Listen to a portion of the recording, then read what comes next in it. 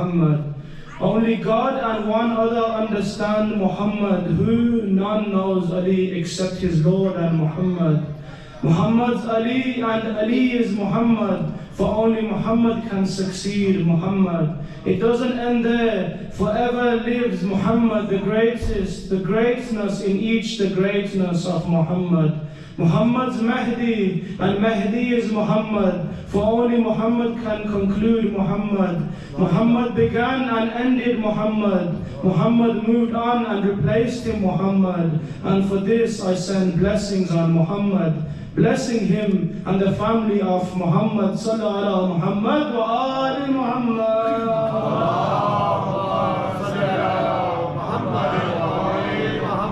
Alhamdulillah, in this celebration tonight we are joined by our respected scholar, Brother Sheikh Nabil Awan. As HYC and on behalf of the Idara, we wholeheartedly thank you for accepting our invitation. As always, it is an honor to be in the presence of Sheikh. Alhamdulillah, without further ado, I would like to invite our respected guest, Sheikh Nabil Awan, to come forward and deliver tonight's lecture with a Narae Takbir, Narae Takbir, Narae Risala, Narae Risala, Narae Hadri, Sulaiman Narae Hadri, Narae Tajil Zuhur Imam Zaman Bawazir Bulan Salawat.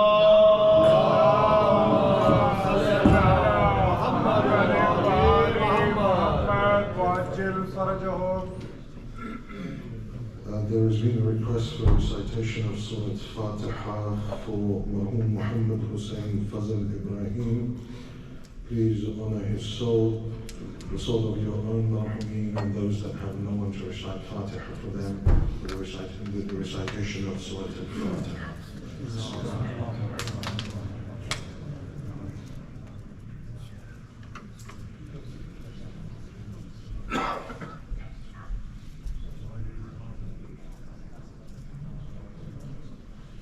اللهم اغفر المؤمنين والمؤمنات والمسلمين والمسلمات الأحياء منهم والأموات، تابع بيننا وبينهم بالخيرات، إنك سميع المجيب الدعوات، وإنك قاضي الحاجات، وإنك لجعلت لكل شيء قدرا.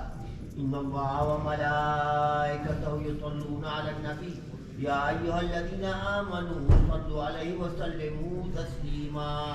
اللهم صل على محمد وعلى محمد.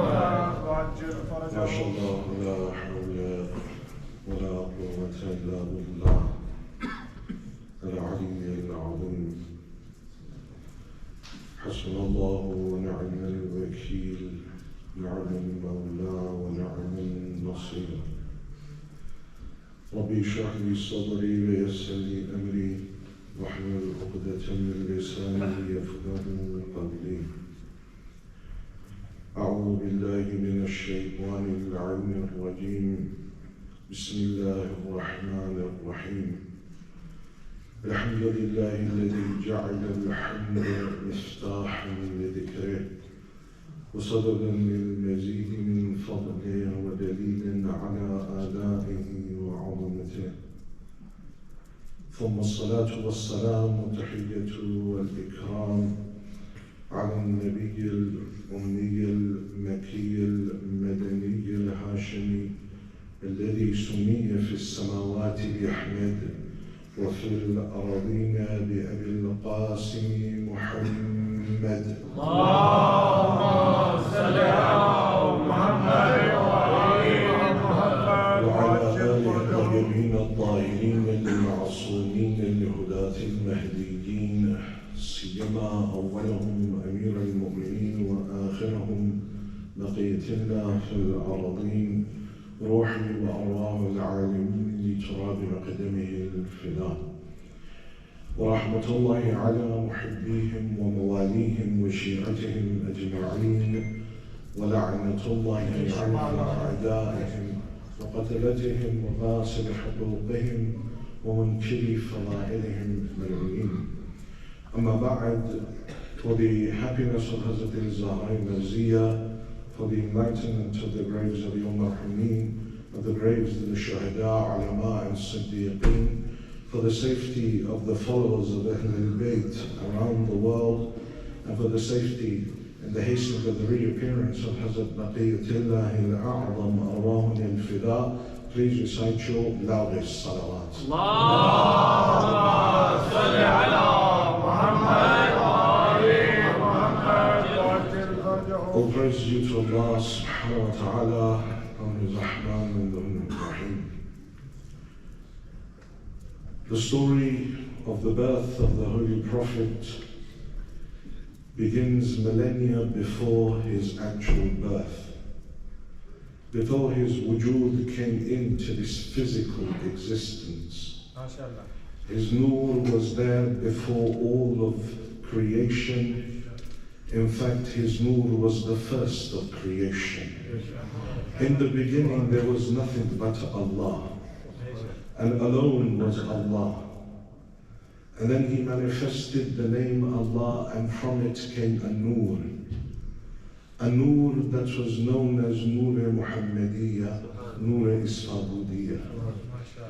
And that nur had many different characteristics. From it came other anwar, but that is not the topic of today's discussion. But that nur entered into the back of Adam, and Adam became the masjood of the Malaika. That nur then travelled from pure loins into pure wombs, and from pure wombs into pure loins, as the Holy Prophet himself says, نقلت في أصلاب الطاهرين إلى الأرحام الطاهرات لم يمسسني صفاه أهل الجاهلية.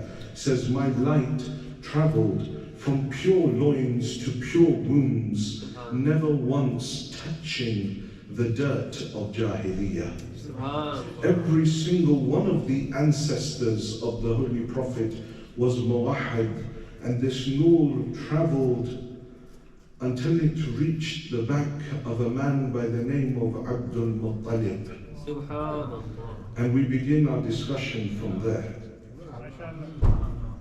Abdul Muttalib, Sayyidul Batha, the leader of all of Mecca. But he wasn't always Sayyidul Batha. You see, Abdul Muttalib in his youth was inspired by Allah, ilham from Allah, to go and find the pool, the well of Zamzam, that which had been hidden for centuries, and none of the Arabs could locate it. They knew that the Zamzam of Ismail was in the precincts of the Kaaba, but none could find it. And so Allah inspired Abdul Muttalib. And this is another discussion as to why is it Allah is inspiring. And Alama Majlisi rahmatullah alayhi was of the opinion that all of the ancestors of the Anbiya of Allah were also Anbiya. So Abdul Muttalib himself was also a prophet of God. We have many types of Anbiya. Many that were just for a family, or just for a city, or just for a tribe, or some even just for themselves. And so Abdul Muttalib is inspired by Allah to go and dig for the fountain of Zamzam. As he's digging, the rest of the Quraysh all laugh at him. Then what is it that you're doing? Him and his one son, Harith. They dig and everyone laughs and makes fun of him until he hits the pool of Zamzam and the water once again begins to flow. And now all of the Quraysh come in and they take control of Zamzam and they push Abdul Muttalib out. Abdul Muttalib at that point makes another to Allah subhanahu wa ta'ala. He says, Ya Allah, if you bless me with 10 sons, then Ya Allah, I will slaughter one of them in your way.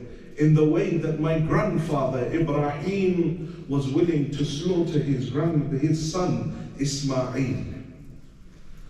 Time goes past, and the Quraysh continue to push Abdul Muttalib to the side. Until one day, Abdul Muttalib goes with the Quraysh to Sham for business. In the summer, the Meccans would go to Sham for business, and in the winter they would go to Yemen. On their way to Sham, all of their water runs out. And they begin searching, but they can't find any water anywhere. Until death is at their door. And so Abdul Muttalib turns to each of them and says, look, let us all dig our own graves now. For if we die like this, then we will become the food of wild animals. So each of them, one by one, begin to dig their own graves and ready themselves for that imminent death. As all the graves are prepared and they're all waiting, Abdul Muttalib again is inspired.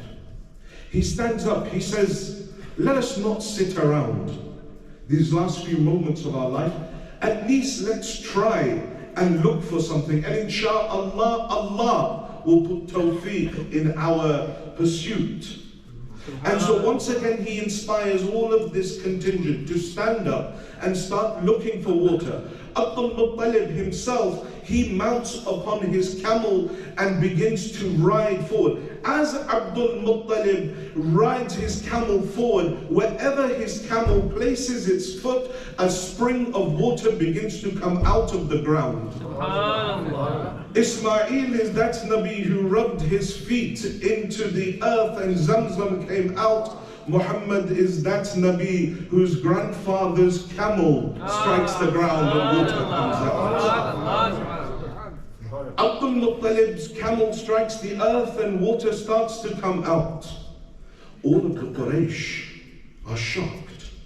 They all jump down, they all begin to drink the water, fill up their bags of water. Then they turn to Abdul Muttalib. They say, you truly are a man of God. You are the one that found the Zamzam.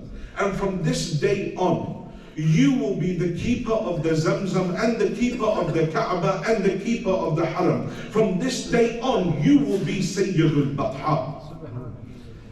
And so from that point, Abdul Muttalib is given the title of Sayyidul Batha. And the years go by, and he's blessed with children after children. 10 sons and 6 girls. 2 of the sons are of extreme prominence, not just for their character, but also in the wider mushrikeen. They all have an attraction towards these 2. One by the name of Abdullah, and the other by the name of Abu Talib. Abdullah, from the moment that he was born, had a light within him, a light that manifested on his head, the light of prophethood. And as he grew, this light became brighter and brighter, such that wherever he would go in the darkness, the light of his face would illuminate that area. To the point that the people of Mecca gave him the title of Misbahul Haram, the lantern of the Haram. Not only that, he was a man of great character, and he was known amongst Mecca of having the sweetest scent come from his body. They describe it in the books of history as a mix of musk and amber. There comes a time where Abdullah comes to his father Abdul Muttalib and he says to him, Father, there are a number of odd things that are happening to me. His father says, what? He says, the first is, the other day when I was walking out of Mecca and I came to the mountains surrounding Mecca, a light came out from my back and it raised up and split into 2. One part of it went to the east and illuminated the whole earth to the east, the whole of the west of the world. And then they both encircled the earth and came together and went to the heavens. And as I followed them, they illuminated all of the heavens above as well, until they both joined, returned and entered back into my back. The second thing is that whenever I go and I sit by a dead tree, a tree that has no leaves, has died, and I rest against it, all of a sudden that tree begins to grow again, begins to go green again, and it shades me from the sun of Arabia. And the moment that I stand and I move away from it, it dies again. Says the third thing, Father, is that whenever I sit upon the earth, I hear a voice calling out to me, "O the bearer of the Noor of Muhammad, the salam be upon you." He tells all three of these things to Abdul Muttalib. Abdul Muttalib looks at him and says, "My son, there is no doubt within my mind that you are the possessor of the Noor of the final prophet."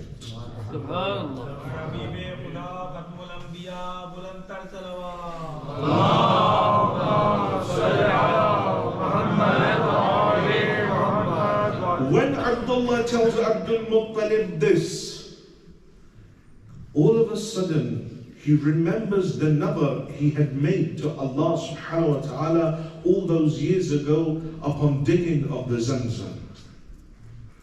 So he gathers all his 10 sons and he tells them of this nazar that he had done. Each of them agree. And so he puts all of their names on a piece of paper and he draws a name from a hat or whatever it may be. The name that comes out of the son to be slaughtered is Abdullah. Everyone is shocked.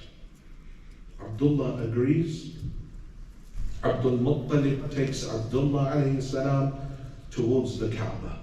News spreads in Mecca that Abdullah is to be slaughtered by Abdul Muttalib. So the Meccans come to Abdul Muttalib and they say, "Look, don't slaughter Abdullah." Everyone loved him.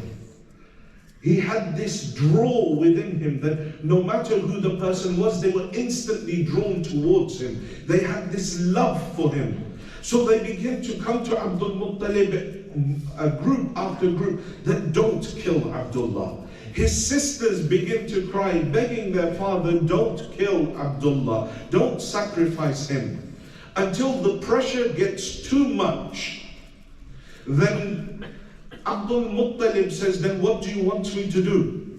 They say to him, "It is customary amongst us that the diya of the killing of an individual is 10 camels. Why don't you draw a lot from the name of Abdullah and 10 camels? If the name of Abdullah comes, you proceed. If the 10 camels come, then God has told you to sacrifice 10 camels instead of Abdullah." Abdul Muttalib agrees. The lots are drawn. First lot comes out, Abdullah. The people say, "Look, Abdul Muttalib, don't be hasty. Do 20 camels." Again, the lot is drawn and the name Abdullah comes. They say 30. Again, Abdullah's name comes out. 40. Again, Abdullah's name comes out. 50, 60, 70. Again, Abdullah's name keeps coming out. 80, 90. They reach 100 camels. Now Abdul Muttalib says, "This is the last time that I will draw a lot. If Abdullah's name comes out again, I will sacrifice him." When they place his name amongst a lot of 100 camels, now they draw the lot and the name of the camel comes out. Abdullah says, "No, this isn't fair. 10 times prior, the name of Abdullah came. I'm going to draw it again. 3 times he does the draw again. And all 3 times the camels come out. And so 100 camels are sacrificed. And this is why in the Sharia, the diya of murdering or killing someone is 100 camels. 100 camels are slaughtered, and all the meat is distributed amongst the poor of Mecca. At that very moment, Abdul Muttalib grabs the hand of Abdullah and he takes him to the house of Wahab ibn Abdul Manaf. And he says to Wahab, he says that I have come in order to ask for the hand of your daughter Amina for my son Abdullah. Wahab agrees. And so the marriage, and they say that Abdullah alayhi salam was so wanted, so desired, so many women wanted to marry him in Mecca, that some of the riwayat say that when the announcement of the death of the wedding of Abdullah and Sayyidah Amina happened, 200 women died of sadness in Mecca because they couldn't marry Abdullah. And so the marriage happens, and all of Mecca is in a state of joy, except for those that wanted to marry Abdullah. Everyone's in a state of joy. Abdullah and Amina come together. They live a few months together in absolute happiness. And Amina sallallahu alayha becomes pregnant. At that time, there was a drought in Mecca. All the crops had died. But when the nur of the Prophet entered into the womb of Amina sallallahu alayha, they say the drought ended, the rains began to fall, and Mecca became green again. Abdul Muttalib comes to his son Abdullah. He says that now that you have become a man of your own home, now you must go, as is tradition for us, to Sham to go on trade. And so Abdullah, with a contingent of the Quraysh, leaves Mecca to go to Sham for business. They go to Sham, they conduct their business, their trade, and they return back. As they're returning outside of Medina, Abdullah alayhi salam falls ill. And so he's taken into Medina, and there are some relatives in Medina, and he stays there. Unable to travel any further, the rest of the party return back to Mecca. They're greeted by Abdul Muttalib. He inquires as of his son, Abdullah. They say he fell very ill in Medina, was unable to travel. Straight away, Abdul Muttalib sends his eldest son Harith to Medina. Says, go and inquire behind Abdullah. When Harith reaches Medina, he finds out that Abdullah alayhi salam has already died and has been buried. So he turns back to Mecca and he informs Abdul Muttalib of the death of Abdullah, informs Amina alayhi salam of the death of Abdullah. And so Amina must now follow through the rest of her pregnancy alone, until it comes to the time of the birth of the Holy Prophet. And there are a number of things, and you've heard these signs before, so I don't want to go too much into them. The moment the Holy Prophet was born, there was a light that enveloped the whole earth. Even those places that were dark became light again. Everywhere there was an idol, including the Kaaba, where they had been drilled with iron into the ground. All of the idols fell on their face. Every single throne of every king around the world shook at the birth of the Holy Prophet. That pool that the people had worshipped for centuries dried up. The fire of Persia that had burnt for over 1,000 years extinguished. It was at the time just before sunrise, on the 17th of Rabi'ul Awwal, that the Holy Prophet of Islam entered into this mortal plane. And this, if you remember, I've been saying to you every time I come, there are certain portals towards the mercy of God, towards getting close to Allah subhanahu wa ta'ala, that you must utilize, grab hold of those particular portals. One of those portals is this, the 17th of Rabi' al-Awwal. Especially at that time, the time of the birth of the Prophet. Make sure you're awake after Fajr, just before sunrise. Because every year at that point, there is a door of rizq of Allah subhanahu wa ta'ala that is open to the whole of existence. The Holy Prophet is born. Amina alayhi salam says, the first thing that I saw was he came to the ground, his head fell into sajda, he began to recite the kalima, and then with one hand on the ground and one hand towards the earth, he began to call to Allah, towards the heavens. He began to pray to Allah subhanahu wa ta'ala. At that point she says, I saw a light come out from his mouth, a light that illuminated the whole earth, such that I could see the palaces of Sham through that light. The Holy Prophet is then taken. That night, a voice is heard throughout the whole world. جاء الحق وضحك الباطل إن الباطل كان زهوقا. Today is also your Arabic of Mecca wasn't as pure as it once was.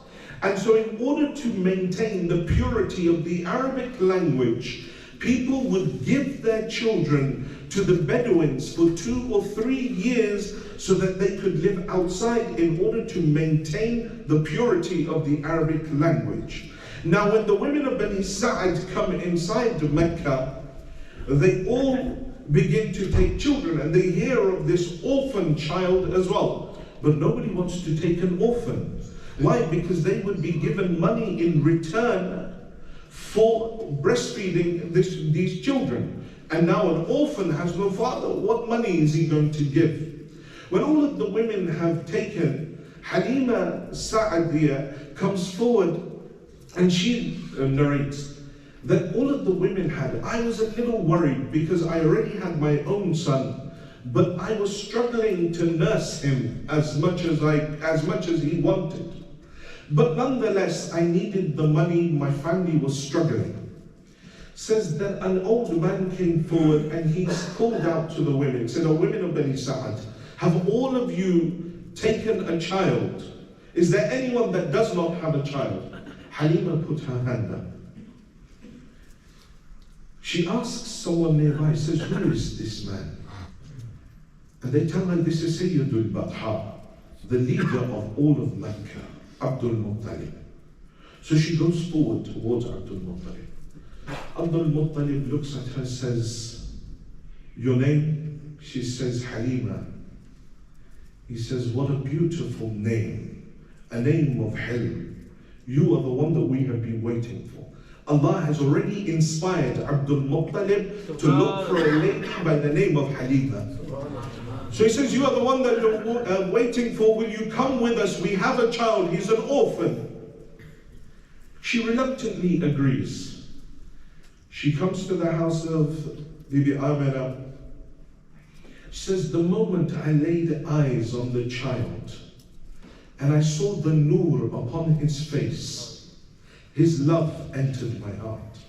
She says, "I held him and I felt so close to him." And then she says that one of the effects was that my own milk began to increase, such that there was enough for both my own child and this child. She takes the Holy Prophet. She says the camel that she had come on was ill, was weak, was suffering, was no longer producing milk, the she camel. And so, says, the moment I placed this child on the camel, it was as if the camel got its strength back and instantly began to produce milk. Says, we went towards the Kaaba to pay our final respects, because Halima was not polytheist. She was on Deen Hanif. She didn't worship idols. She only worshipped one God. And so she went towards the Kaaba to pay her final respects. says at that moment, the camel fell into sajda 3 times. And a voice came out from the mouth of the camel, and it called out, "Praise be to that Lord who considered me worthy of carrying the final prophet on my back." Subhanallah. Says, praise be to that Lord. Says, we took the child back towards our village. Every mountain that we passed, every mountain would send salam upon him. Every place that we went through, there would be some sort of thing that would happen there, until I reached my home. When my husband saw the state of the camel, from what it had been, he says, "Halima, surely you have brought us a child with great barakah." And she says, the barakah continued to increase. Our goats that we had, they became stronger, they began to multiply, such that after a few months, Halima's wealth and the barakah in the home of Halima and her husband had increased to the point that the rest of the people were jealous of how she had achieved this level, having taken an orphan to feed. So traditionally it was the case that women would only feed for 2 years, and then they would bring the children back to their mothers. The Holy Prophet stayed with Halima for 5 years. And the reason for it is twofold. After 2 years, when Halima returned to Medina, she had grown attached to the Holy Prophet, and she had seen various karamat from this infant already. So when she goes to visit Sayyidah Amina, she says to her that, "Please, let me keep this child." She begins to beg her. Says, "A few more years, let me keep him." Amina alayhi salam also missed her son. She also wanted him. But at the same time, there was a breakout of cholera within Mecca, and many of the children were dying. So she reluctantly agrees for Halima to keep the Holy Prophet for a bit longer. There is another time that Halima brings the Holy Prophet in this 5-year period, and that is when some Ethiopian Christians were passing through the village, and they stopped in the village and they began to observe the Holy Prophet. And then they said that, "Who is this child?" And they said, "We brought him from Mecca." It says, "He has all of the signs of the final prophet that is spoken about in the Torah, in the Injil, and the Zabur. He is definitely one of the final prophets." They say at that point Halima became afraid that maybe they may try and kidnap him. And so she smuggles the Holy Prophet out and comes to Mecca and stays there for a short time. Then after they have left the area, then she returns back. Nonetheless, for 5 years, the Holy Prophet stays with Halima until then he is finally reunited with his mother. And we'll leave the story of the Prophet there for now. Inshallah, at another point we can look at other parts of it. But the reason I wanted to mention these particular parts of the life of the Holy Prophet is that these are parts that we often don't hear about. The karamat of the Holy Prophet, the karamat of not just the Holy Prophet, but Abdul Muttalib. And don't forget that Hazrat Abu Talib as well was possessor of these karamat. We have a narration from the Holy Prophet. It says that Allah created mine and Ali's nur together. We were one nur. And we worshipped Allah for centuries until we were both placed in the back of Adam. And then when Adam was thrown out from heaven, we were in his back. And then we entered into the back of Nuh. And when Nuh was on the ark, we were in his back. And then we entered into the back of Ibrahim alayhi salam. And then we entered into the back of Abdul Muttalib. But from Abdul Muttalib, our nur then split. One half of this nur went into the back of my father Abdullah, and the other half of the nur went into the back of my uncle Abu Talib. So this nur, we hear about all of these things, and there are many other nuances that I've missed out. There are many, many different incidents that happen in the early stages of the life of the Holy Prophet that inclines and makes people warn Abdul Muttalib and Abu Talib that be careful, keep your son away, for there are the Jews of this area that seek to kill the final prophet. And it was many of the Christians that would inform Abu Talib alayhi salam or Abdul Muttalib alayhi salam of this plot. But that aside, the Holy Prophet was the possessor of many sifat, many moral characteristics. He himself says, وَإِنَّمَا بُعِثْتُ لِأُتِمَّ مَكَارِمُ الْأَخْلَاقِ, that I have been made a prophet in order to take mankind towards makarimul akhlaq.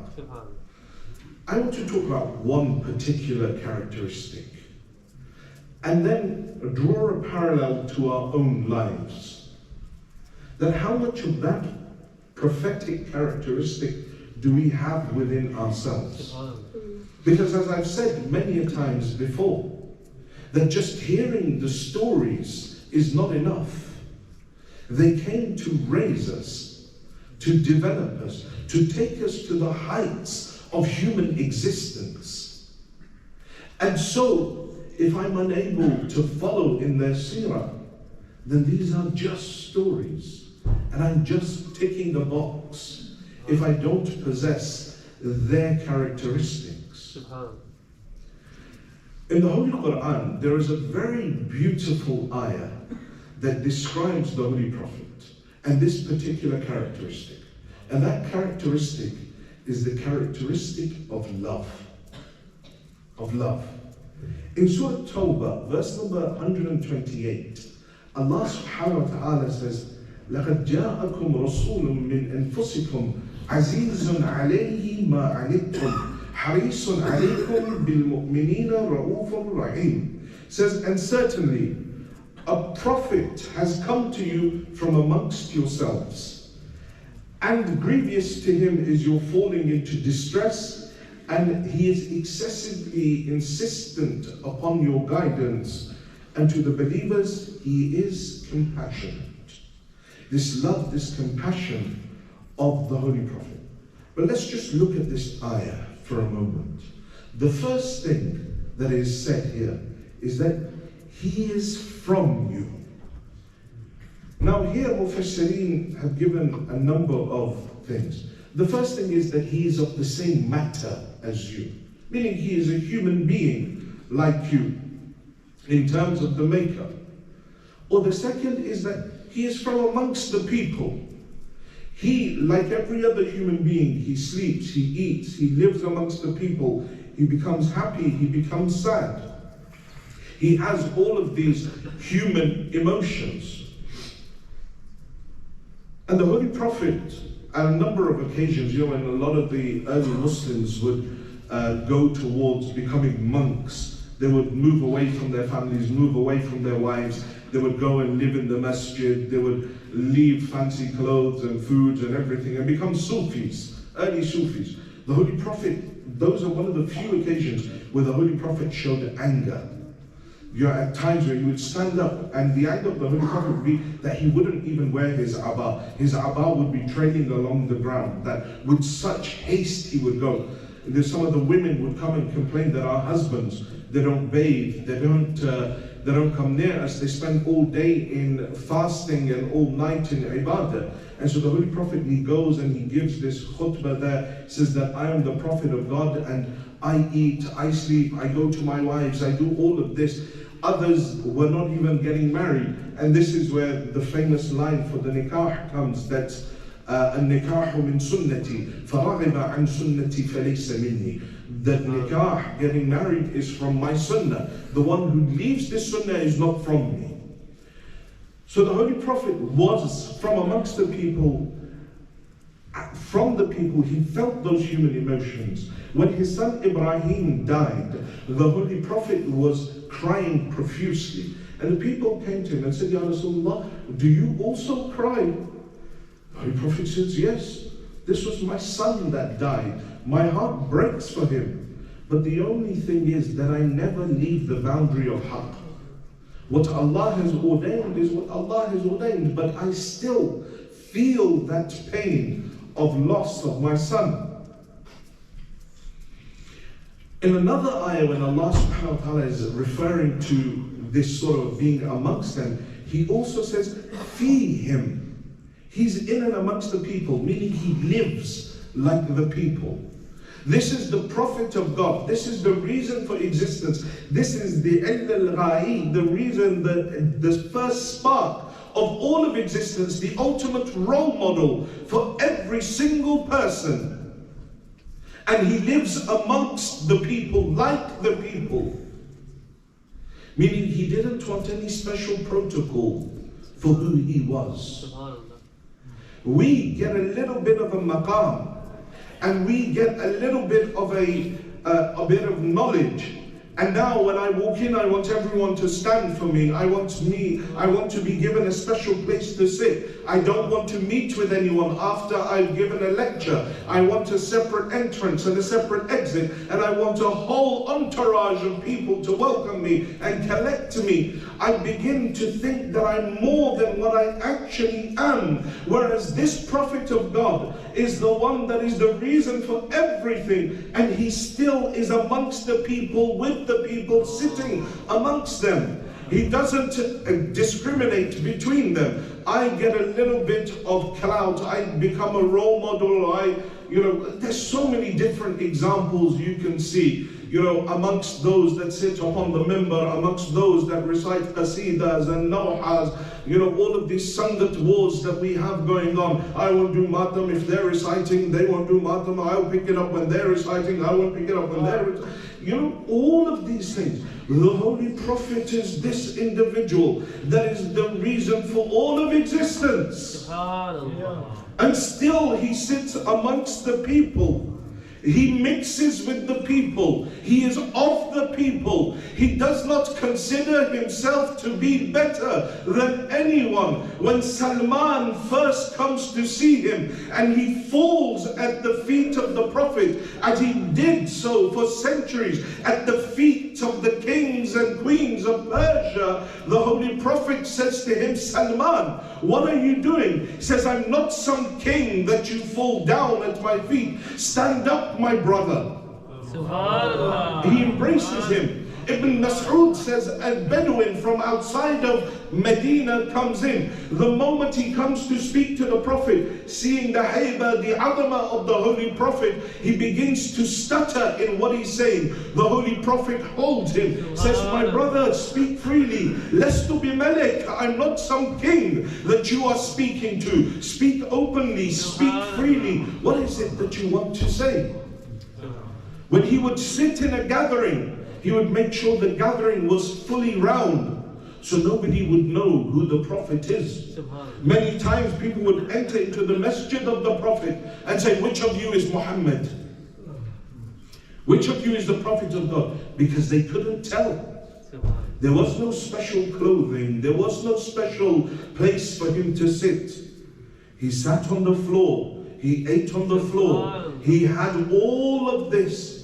He did not consider himself to be one that needed to occupy a special position. شمس الضحى بدر الدجى صدر العلا نور الهدى كاف الورى نار صلوات اللهم صل على محمد This individual that is al-gha'i, this individual that is the reason for all of existence, he says there are 5 things that I will never leave until I die. Says the first is eating and sitting with the poor. I will never leave this. Now, when we reach a certain level or a certain tax bracket, now I don't want to sit with these people. Now I need to go and dine in fine dining places. And why? There's not anything wrong with that. But per se, in and of itself, like going to somewhere fine dining and eating there. But it's, I won't go and eat at that place because it's below me. I'm more refined than that. That's where the problem is. He says, I will never stop eating and sitting with the poor. The second is, I will never stop wearing rough clothes. Because that was the clothing of the time. That was the clothing of the common person at that time.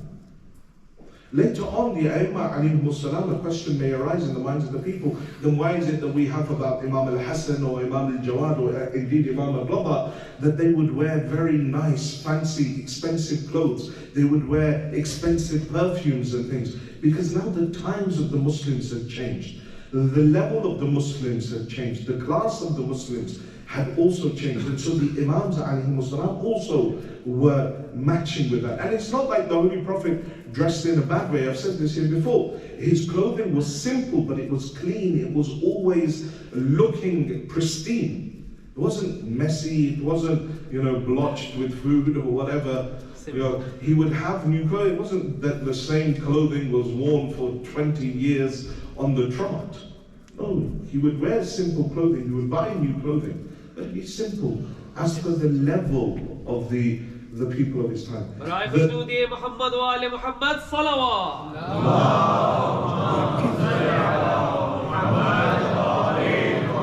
third thing is that he says, I will never leave riding without a saddle.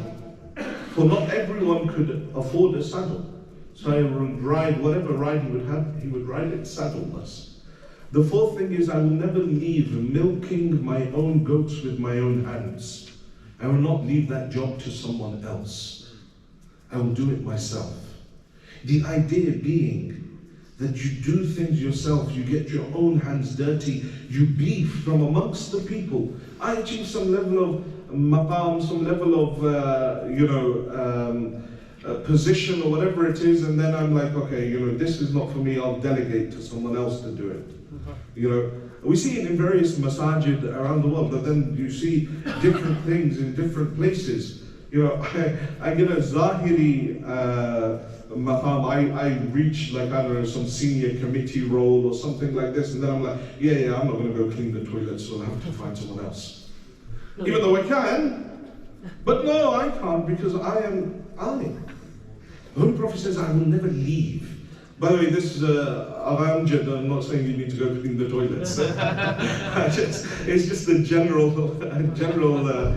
observation. The Holy Prophet says, no matter who he is, he says, I'll never leave doing these things with my own hands. And then the last thing he says, that I will never leave saying salam to the children before they say salam to me. We teach our kids the other way around. Don't say salam to your elders. Yes, that is true. Say salam to your elders. But the elders must also have that humbleness within them, that they must also say salam to the children.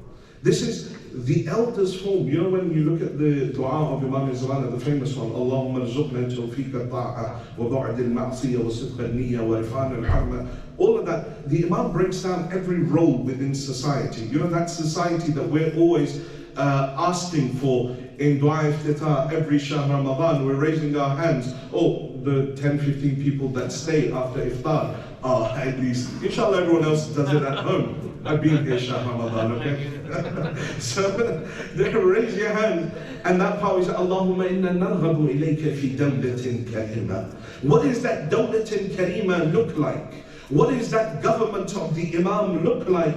And he breaks it down in that dua, Allahumma rzuqna tawfiqa ta'a. And he says, وَعَلَى مَشَايِخِنَا بِالْوَقَارِ وَالسَّكِينَةِ. Give our elders waqar, give them this honor. وَالسَّكِينَةِ, let them be a source of peace for the community. Not a thorn in the backs of everyone. وَعَلَى شَبَابِنَا بِالْإِنَابَةِ وَالتَّوْبَةِ. Give our youth opportunity and the ability to do tawbah. وَعَلَى نِسَائِنَا بِالْحَيَاءِ وَالْعِفَّةِ. And give our women haya and give them iffah and chastity. Subhanallah. He talks about all of the various stratas, various positions within society. Go and have a look at it. See what the Imam says about your particular position in society.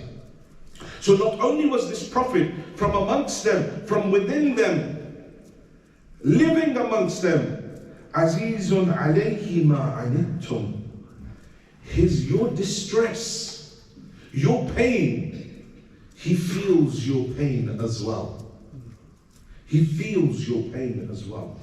It's not that it's just that the Holy Prophet is empathetic towards your pain. No, there is an esoteric connection that he feels the pain of the believers. All of the A'immah alayhimu salam. This is why the Senate Imam, he says, Shi'atuna khuliqu min fadali tinatina, that our Shi'as were created from our leftover clay and they were mixed with the water of our wilayah, and so now they are happy when we are happy and they are sad when we are sad. It's not just in the munasibat, in their shahadat, in their wiladat, but it's actually when the hujjah of Allah is feeling sad, you feel that sadness as well. And when you are sad, when you are ill, when you are happy, the hujjah of Allah also feels that. There is this esoteric intrinsic link that you have with the hujjah of Allah. The Holy Prophet of Islam was the ultimate hujjah of Allah subhanahu wa ta'ala. And so Allah is saying, Azizun alayhi ma anittum,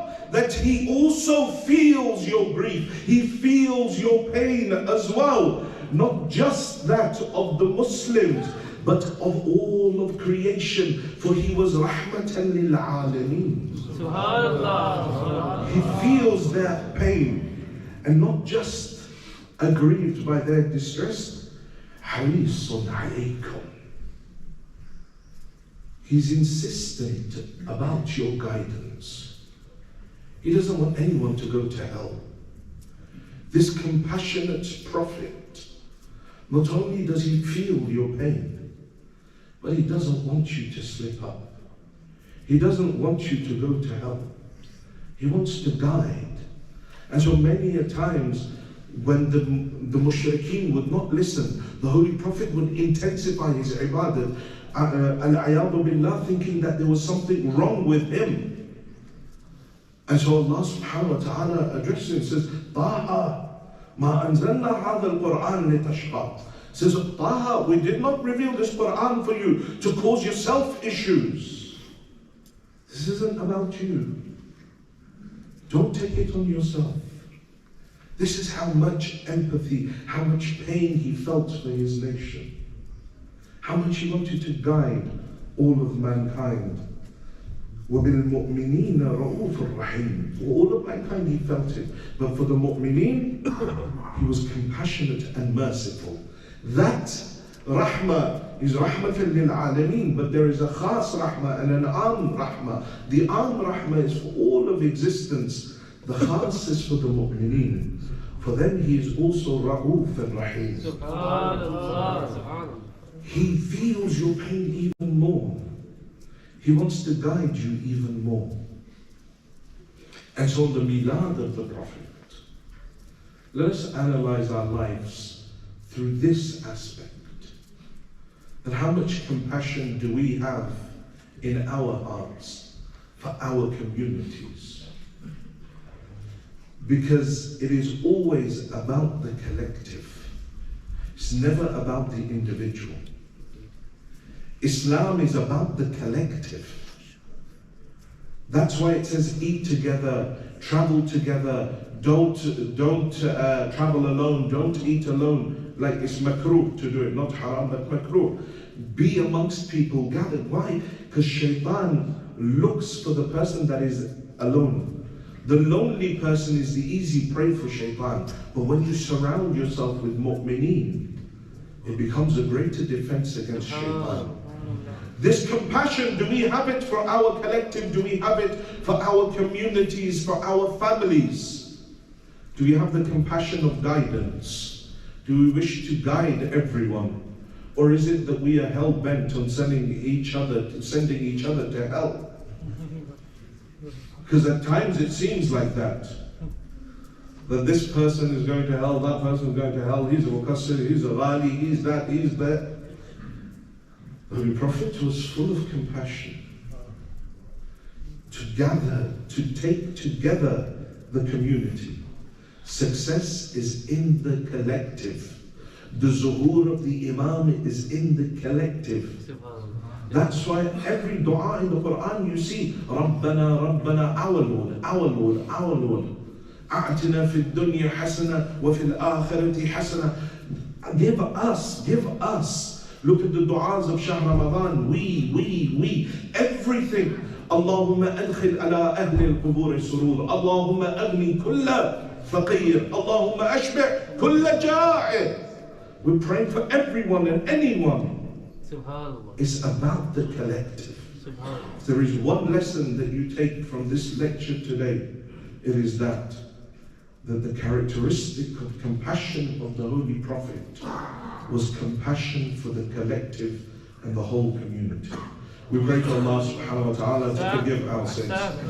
We pray to Allah subhanahu wa ta'ala to forgive the sins of our parents. Oh Allah, those of our parents that are alive, give them long lives. Those of our parents that have left this world, give them a place next to Ali Muhammad in Jannah. Oh Allah, those who are ill, give them shifa'. Those who are in debt, clear their debts. Oh Allah, give us tawfiq to go on the ziyarat of Ahlul Bayt and the Holy Prophet this year and every year. Oh Allah, give us tawfiq for Hajj and Umrah this year and every year. Oh Allah, keep safe the azadar of Sayyid al-Shuhada around the world. Oh Allah, destroy the enemies of Azar in whichever form they may come. Oh Allah, those 2 months and 8 days of mourning that we have done for Abi Abdullah al-Hussein, Ya Allah, if that was to be the last year of our life to mourn Aba Abdullah al-Hussein, then Ya Allah, let those 2 months and 8 days be our salvation in the Akhirah. Ya Allah, if you have made it that I should live till next year to mourn Abi Abdullah, then Ya Allah, give me tawfiq to mourn him in bigger ways, in greater ways, with more taqwa, with more ma'rifah of the Imam. Ya Allah, hasten the reappearance of Yusuf al-Zahra and allow us to be amongst his true muttadreen, his true waiters, for the acceptance of these du'as and any other du'as that you brothers and sisters have brought. Please recite 3 of your loudest salawat ala Muhammad wa ali Muhammad.